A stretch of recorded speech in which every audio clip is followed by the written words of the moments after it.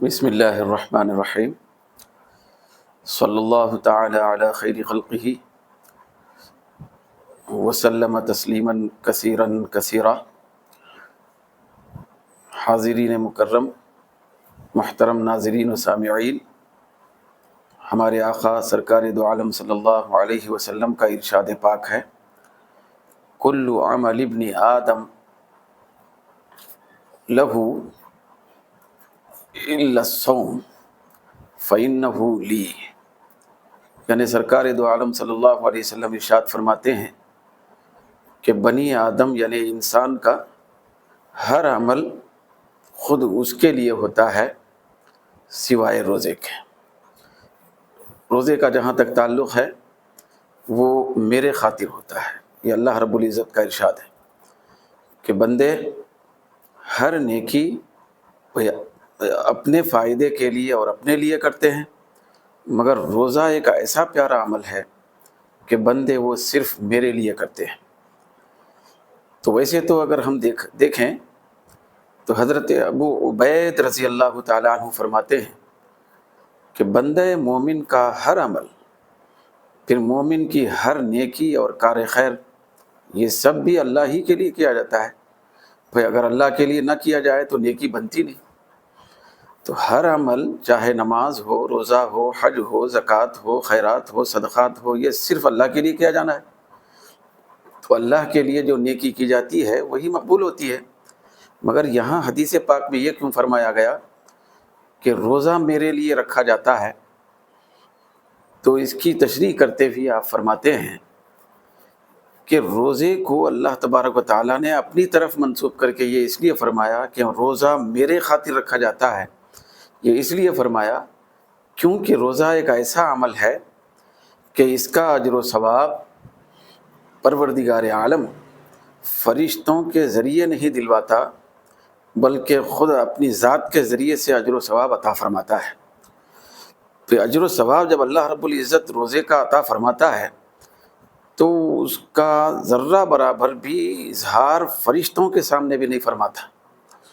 پھر یہاں تک کہ آپ فرماتے ہیں کہ ہر عمل، ہر نیکی، پھر ہر بھلائی جو بندے کرتے ہیں تو فتکتبہ الحفظہ، یہ جو کرامن کاتبین ہیں، بھئی اعمال لکھنے والے فرشتے، تو ہر چھوٹے بڑے عمل اور نیکی کا ثواب، نیکی کا کام وہ لکھتے جاتے ہیں۔ مگر روزہ ایک ایسی چیز ہے، بھئی روزہ ایک ایسی عبادت ہے کہ اللہ تبارک و تعالیٰ بھئی اعمال لکھنے والے کرامن کاتبین کو بھی بھئی روزے کے عمل کے سلسلے میں بھنک لگنے نہیں دیتا ہے، بلکہ اس کو محفوظ کر کے اپنی بارگاہ میں رکھتا ہے تاکہ کرامن کاتبین جو ہیں لکھنے والے، ان کو بھی اس کی اطلاع نہ ہو، تو اس کو چھپا کے رکھتا ہے۔ چھپا کے رکھ کے پروردگار عالم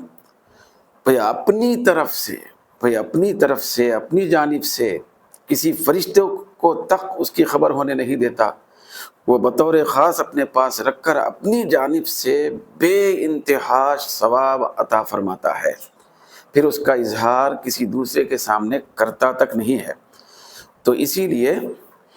ہمارے آقا صلی اللہ علیہ وسلم نے ارشاد فرمایا کہ لیس فی الصوم ریاء، حضور فرماتے ہیں کیونکہ روزہ بھئی ایسا پیارا عمل ہے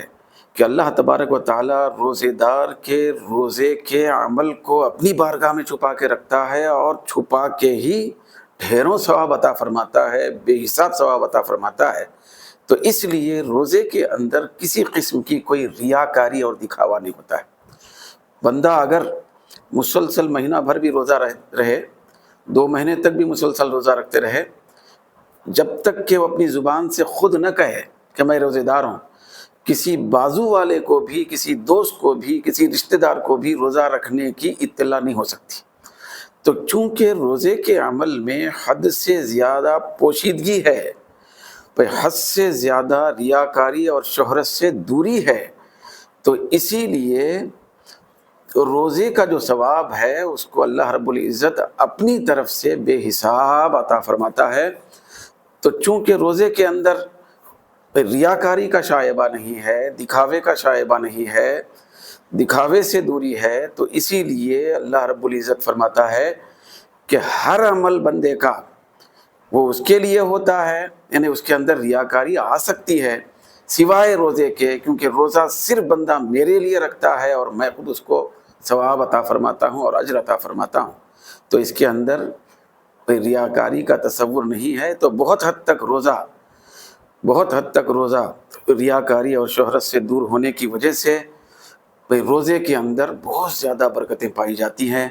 ہم سب کو چاہیے کہ روزے کے عمل کو متاثر ہونے نہ دیں، پھر اپنے تئیں اپنے دل میں بھی یہ نہ خیال کریں کبھی کہ میں روزے دار ہوں، میں تو روزے سے ہوں، تو لہذا اس کی پاسداری کرتے ہوئے ہم کو روزہ رکھنا چاہیے، کیونکہ اللہ رب العزت نے جو فی نفسی ہی روزے کے اندر شہرت اور ریاکاری کا شائبہ نہیں رکھا ہے، تو ہم اپنی زبان سے کہہ کر پھر ریاکاری اور شہرت کو اجاگر کرنے کی کوشش بھی نہ کریں تاکہ ہمارے روزے متاثر نہ ہوں۔ پھر روزہ رکھنا یا کوئی بھی نیک عمل کرنا، کوئی بھلائی کا کام کرنا، یہ کوئی کمال کی بات نہیں ہے۔ بھلائی کرنا، نیکی کرنا، پھر وہ سلیقے سے کرنا، یہ کمال کی بات ہوتی ہے۔ تو اگر ہم اظہار کریں گے روزے کا از خود، تو ایسی صورت میں وہ جو کمال ہے روزے کا، وہ جو برکت ہے، وہ ہم کو حاصل نہیں ہوگی۔ پروردگار عالم ہم سب کو روزے کا بے شمار اجر حاصل کرنے کی توفیق عطا فرمائے۔